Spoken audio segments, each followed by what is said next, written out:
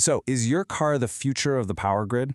We see electric cars everywhere these days. But what if I told you the real answer to our future energy problems isn't just the car itself, but what it does when it's just sitting there, parked? Yeah, today we're going to explore exactly how your EV could become a super important part of our power grid. Okay, to really get a sense of how big this is, you got to look at the numbers. Get this, in 2023, global EV sales hit almost 1 million per month. That's a 35% jump from the year before. I mean, that's just staggering. This isn't some slow trend, it's a full-on explosion in demand. But, with any massive shift like this, there's always a new challenge, right? I mean, just think about it for a second. Suddenly, you've got millions and millions of new, high-powered appliances, all trying to plug in at the same time. And that, of course, leads us to the really critical question. Our power grids, well, they were designed for a totally different world. So can they actually handle this huge new demand from all these electric cars, or are they going to buckle under the pressure? Okay, so this is where a really fascinating technology comes into play. It's called vehicle-to-grid, or you'll hear it called V2G. And the whole idea, the core concept, is to turn the relationship between your car and the grid into a two-way street. So what is V2G exactly? Well, it's a system where your EV doesn't just, pull power from the grid to charge up. It can also act like a giant battery on wheels, sending that stored energy back to the grid whenever it's needed most. And the process, in theory, is brilliantly simple. Here's the breakdown. Step 1, your car charges up when electricity demand is low, like overnight, when power is usually cheaper.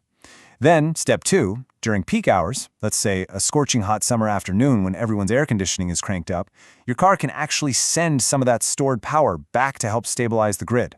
And the best part? All of this is managed automatically by these smart, bidirectional chargers. So, this right here is the fundamental shift. Normal charging is just a one-way street, right? Power flows from the grid to your car. Simple. But with V2G, it becomes bidirectional. Power can flow both ways. And that seemingly small change turns millions of cars into this massive distributed energy resource. But the big question is, does it actually work in the real world? All right, to find out, let's take a look at a test case from Sweden. Researchers there modeled what would happen if they rolled out V2G on a residential power grid. They were pretty much expecting it to be a straightforward solution. Instead, they found something they really didn't see coming. And here is the absolute bombshell from their report. It turns out, if you don't regulate it properly, V2G can actually make the whole problem worse. Yeah, think about it. If every single smart charger is programmed to just sell power back when the price is highest, what happens? They all discharge at the exact same time, creating a brand new and potentially even bigger power spike. This chart really shows the problem perfectly. Okay, so that first bar, that's the grid's normal peak demand. Now, look at the second bar. That's unmanaged V2G. And you can see the peak load actually gets worse. But, and this is the key, that third bar shows what happens with a managed, coordinated system. With that, V2G doesn't just help, it dramatically reduces the peak load. And that means a much more stable and efficient grid for everyone. All right, so now let's jump from a super efficient Swedish grid to a completely different environment. We're going to Bangladesh, where the challenges aren't about handling some future peak in demand. No, this is about stabilizing a system that is already under incredible strain, right now. So the grid in Bangladesh is dealing with a ton of issues. Rapid urbanization, existing instability, frequent power outages, you name it. And the EV fleet there, it looks totally different.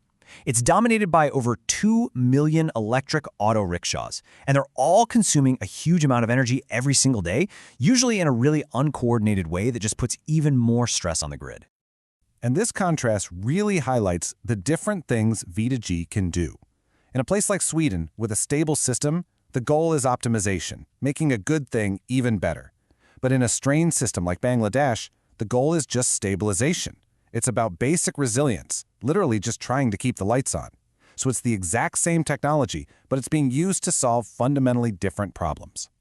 So what's the big lesson we've learned from these two completely different scenarios? It's this. VGG technology by itself, it's not a magic bullet. The real secret to making it work, the key to its success, is all in the smart management. It's about the control systems that govern the whole thing. The research really points to a few key strategies to make this happen. First up, there's coordinated control. This means a central system, not just you, decides when to charge and discharge, all to benefit the entire grid. Second, you have adaptive pricing. That's basically using different electricity prices to get people to charge at off-peak times. And finally, there's the bigger picture, demand-side management, which is all about actively managing how and when we all use electricity to smooth out those big peaks and valleys in demand. So here's the most crucial point of all. We already have the technology. We literally have millions of batteries on wheels, just waiting to be plugged in.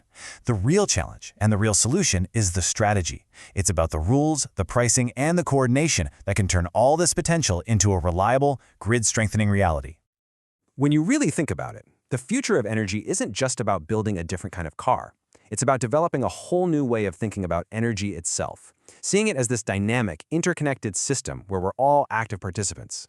So the final question really is, are we ready to plug in?